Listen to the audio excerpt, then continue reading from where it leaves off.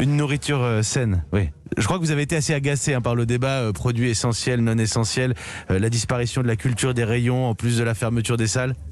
Ouais, moi, vous savez, je suis un peu interdit, encore un peu stupéfait de tout ce qui se passe et de la façon dont effectivement les acteurs du monde culturel ont été traités dans leur grande majorité.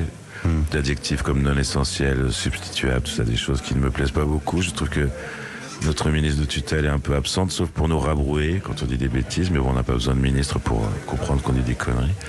Non, ce serait un long débat que j'aimerais avoir un jour.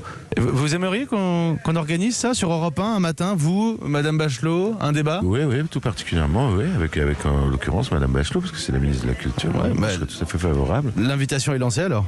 Une antenne un peu ouverte où on puisse se parler, au moins se parler. On est tout à fait conscient qu'il y a une pandémie, que c'est catastrophique, il y a 80 000 morts, comme elle l'a rappelé à M. Pierre Ninet. C'était pas l'objet de la démarche de M. Ninet d'être comme ça rabroué, parce qu'il expliquait la vie de tous les artistes et tous les gens qui aiment la culture. C'est-à-dire que voilà, ça fait 100 jours, un peu plus, qu'on est au pain sec, c'est pas rien. Ça mérite pas d'être pris de voler comme ça, à base de chiffres. Après, ces cérémonies comme les victoires, ce soir, ça sert souvent de tribune.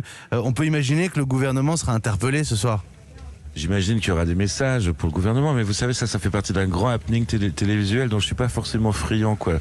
Parce que là, on est là pour célébrer ce qui nous reste, c'est-à-dire pas grand-chose dans la musique. Alors, en ce moment, ça va s'arranger, bien sûr, je suis assez optimiste dans le fond.